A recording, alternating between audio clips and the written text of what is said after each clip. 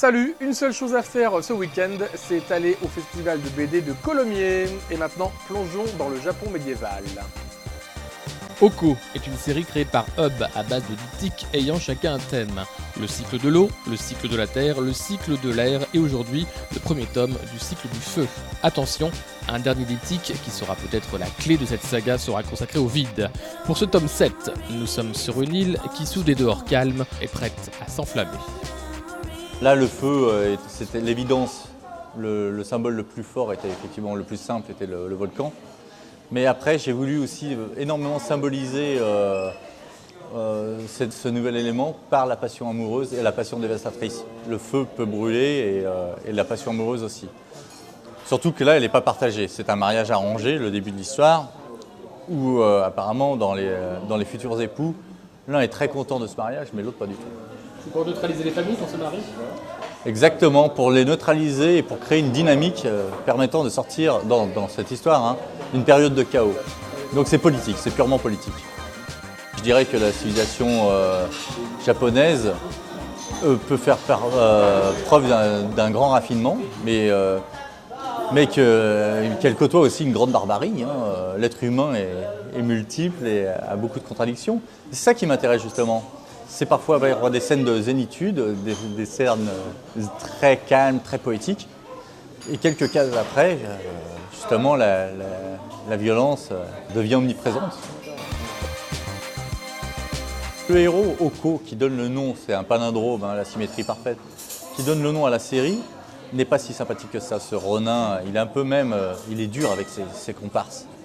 Donc je dirais que c'est le groupe, parce qu'après, derrière, il y a un personnage très charismatique qui s'appelle Nobuo, avec un peu énigmatique, qui se cache derrière un masque rouge, on ne sait pas vraiment qui il est. Il est souvent, on me le demande par exemple, beaucoup plus souvent en dédicace, parce que c'est un personnage qui plaît beaucoup plus au public. Il y a aussi Noshin, ce moine alcoolique, qui est un autre comparse qui peut appeler les kami, donc les forces de la nature. Et qui est un personnage proche qui est très qui amène une part de comédie dans cette œuvre qui serait sinon trop sombre. Je dirais que le héros, c'est ce groupe-là. J'ai été bercé par Tintin, j'adore la bande dessinée franco-belge. Le manga est venu se greffer un petit peu plus tard dessus. Et par exemple, lorsque je fais Oko, pour moi, c'est tout sauf du manga. C'est de la BD plutôt classique franco-belge qui parle du Japon, avec quelques codes parfois du manga qui peuvent venir dedans, parce que je ne ferme aucune porte à quoi que ce soit.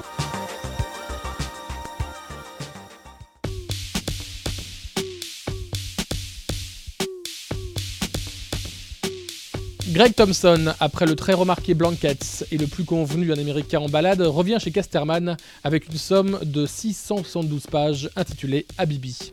Le dessin ô combien magistral est toujours en noir et blanc, avec cette fois-ci un jeu encore plus poussé sur la mise en page que l'Américain ne le faisait sur son premier grand opus. Le dessinateur, originaire de l'Oregon, nous plonge dans une histoire orientale qui convoque autant les sens que le cerveau. Il joue avec les mathématiques, propices à la compréhension du monde, l'architecture, issue des formes simples qui composent des structures complexes, l'origine des religions et la cosmogonie.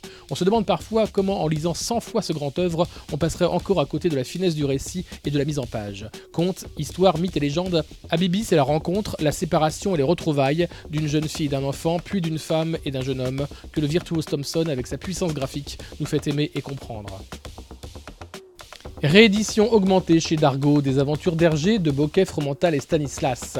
C'est le classique plongeon d'un auteur dans son œuvre, ou comment l'on revisite, sous forme de biographie dessinée, les aspirations du créateur belge pour nourrir les aventures de Tintin.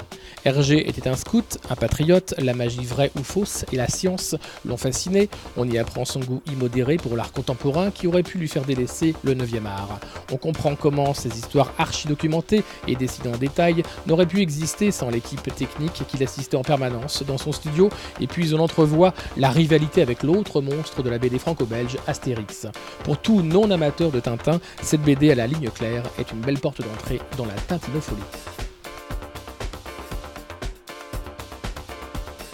En 1930, dans les écoles françaises, on avait un souci, c'est les enfants qui étaient nés, qui auraient dû naître pendant 14-18, n'étant pas nés. Énormément d'établissements scolaires étaient menacés de fermeture parce qu'il manquait une génération. Alors on a été beaucoup moins regardant sur les résultats au certificat d'études pour remplir certaines écoles. Violette Maurice, qui est une femme qui a été championne de sport et qui a été une figure très importante de boxeuse, pilote, homosexuelle affirmée, ce qui lui a valu pas mal de problèmes. Et qui va avoir un destin très particulier puisqu'on la retrouve un peu plus tard pendant l'occupation du côté de la Gestapo française. Il y a complètement une histoire de lutte des classes, c'est la rencontre de gamins avec une jeune fille, fille du comte qui règne un petit peu sur la région et qui elle-même a la beau être la fille du comte. Elle n'est pas du tout là-dedans, elle a envie de faire bouger les lignes, oui, elle a envie de vivre une vie de femme émancipée, elle est gourmande et elle a envie de faire avancer les choses et en particulier la condition de la femme. Sibylline, aidée au dessin par Natacha Sicko, nous raconte la dépression et l'internement qu'elle a vécu à l'adolescence. Un travail autobiographique à base de souvenirs et d'impressions. Sous l'entonnoir, chez Delcourt, raconte comment, dans un pavillon de Bichat, la jeune femme vit après sa tentative de suicide. Toujours entourée, toujours seule avec les autres pensionnaires, les échanges tournent à vide ou alors ouvrent des portes, regarde la sortie au lieu de plonger vers les autres. Lui dira-t-on pour la sauver. Ce récit plein d'émotions fait penser au film Les gens normaux n'ont rien d'exceptionnel de Laurence Ferreira Barbosa. David Wojnarowicz est mort du sida en 92 avant d'avoir totalement fini 7 Miles a Second. James Romberger et Marguerite Van Cook ont terminé les travaux de l'écrivain performeur contemporain de Nan Goldin dans l'East Village. C'est une autobiographie picaresque et d'une grande noirceur que les éditions Ça et Là publient en France. C'est une vie à 100 à l'heure entre prostitution occasionnelle dès l'enfance et l'engagement politique des dernières années avec ACT UP. Le graphisme est violent et flashy sans espoir mais avec une folle énergie.